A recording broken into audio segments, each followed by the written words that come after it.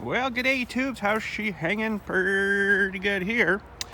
So you'll never believe I got 2 letters for recalls for my truck. Brand new truck, 2 recalls. One, apparently, I'm gonna start it up here actually.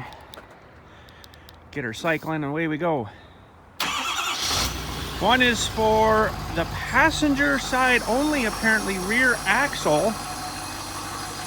They want to inspect it, because it wasn't built to Ford specifications or something. It's like, wait a minute, they seriously don't build their own axles? Really? Okay, I guess not. So I guess the actual axle stub tube, not the tube, but you know, the spinny metal, big, heavy, thick thing that goes into like the differential, they wanted to inspect that and make sure it's up to, you know, if it's all right or not. So I guess they've been having problems with them like snapping off when people are towing stuff and whatever have you, but that freaking that metal in there must be like huge. Like, I don't get that. But anyway, so apparently not this side though, not the driver's side. Look how dirty my truck is. Oh, that is the problem with this time of year. I got a car wash that I'd like to go to. That's far enough away. I get down there, I wash it, come back, and it looks like this when I get back again. So it's like, really? Need a car wash in my yard. The other recall was for something to do, I don't know what side, but something to do with the seat reclining mechanism thingy. So I don't really know what the deal is with that, but anyways, we'll take it up, and apparently they need it for like half a day. And I said to my dealer, I'm like, oh, they need it for like half a day? Oh yeah, I'll have a truck here for you. I'm like, okay, I'll do that. So that's what we're up to here today. And probably not going to be too much else other than that, because I'm going to be stuck up there all bloody day. But anyways, I was reading on quite a few forums on this too, of how the truck really never seems to warm up when you're sitting here idling. It can sit there for like an hour and it's just barely got any heat coming in here. And a lot of people were saying on the forum that start it up, let it run for like 3 minutes, and then drive it. That's really all you can do, because they never really said why it doesn't warm up. But I've noticed that, like, I can sit here probably for 20 minutes and get it warm. There'll be nothing on the gauge. There's a little bit of warm coming out of the vents kind of thing, but really doesn't get warm until you actually drive it. So I'm like, okay, whatever. Oh, look at this here. I don't know if you can see it on the camera. You can see a couple of little spots where there's one there, and there's another. I don't know if I can see the other one. There's the other one right here. There's another little circle, or someone must have had a thing stuck to it. I wonder why. There wasn't very many kilometers on it, but it could be a installation tool or something. This one here is like perfectly round. Hard to kind of show you. Let's get it in the right spot. But anyways, so I guess we're warmed up a little bit here. I'll hit her up to the dealership. I might have to go to John Deere after again. There's a couple of little things I forgot to get the other day for here that I want to get while I'm kind of up that way, because it's the same town I'm in with the dealership where this has to go back. So bearing wise for that clutch for the AR, I cleaned it up. I'm going to reuse it. It doesn't really do a whole lot. A lot of the time it's hard to explain, but when the tractor's running, your belt pulley's going, everything is spinning all at once. I'm going to do a video of putting it back together, maybe here, greasing up the bearing and putting it all back together, and then I'll be good to throw it back on the tractor. But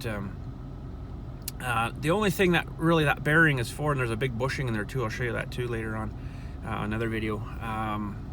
All it really does is when you pull it out of gear and you stop the tractor and the belt pulley stops, that big bearing there is where the shaft continues, from the crankshaft continues to spin. So what you're supposed to do, if you're going to be stopped for a while, pull it out of gear, put the emergency brake on, like the brake on, and then engage your clutch lever again. So then the whole thing is spinning again, right? They say not to leave it running on that bearing for too long.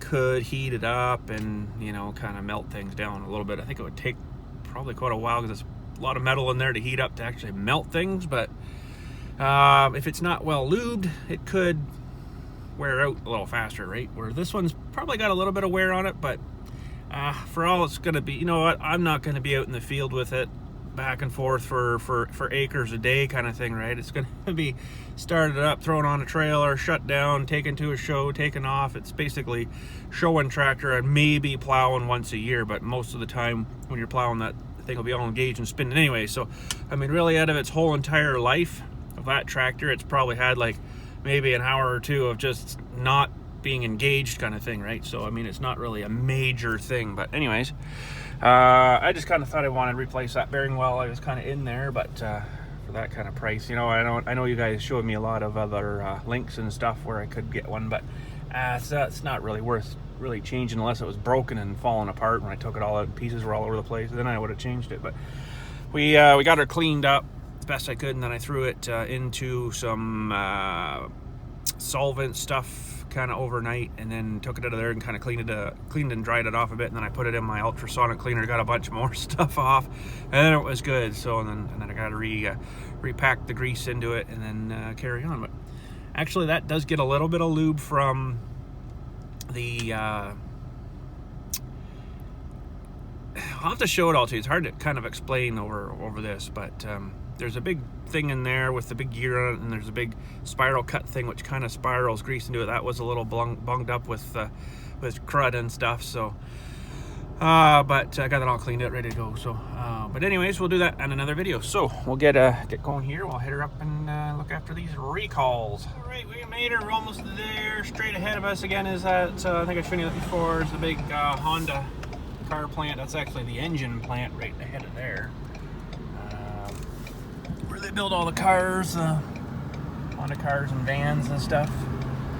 So they got so much property here. It's like they must have a crew of like at least 20 guys just to cut grass, because I'll keep filming here. This is all their property here. And, you know, they've got a big test track in there, and of course where the manufacturing all is and stuff.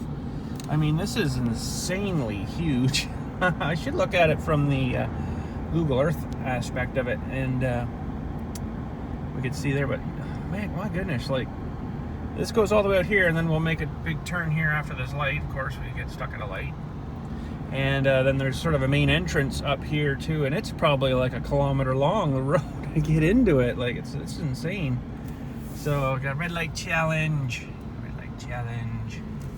But anyways, we'll just keep rolling here. We'll look at this sweet truck going past us here, and there we go. So we're just making the big turn. And of course, here comes its niece. Whoa! My goodness. Caught that one off guard. Woo! Another one coming, maybe. Oh, gosh, I hate that. Anyways, there's their main entrance kind of coming up here. Let's see if we can get a look down their road here. There's a garbage truck going down there right now, but my goodness, that's a long way in. Holy. Anyways, we're still going at Honda here. Still going at Honda. Still going at Honda. I don't know why they need so much room. I guess they bought like a whole bunch when it was here. You know, farmland, like kind of next door here. Bought a whole bunch just in case they want to expand something. And I guess that's, you know, money's money, right? Just buy her up.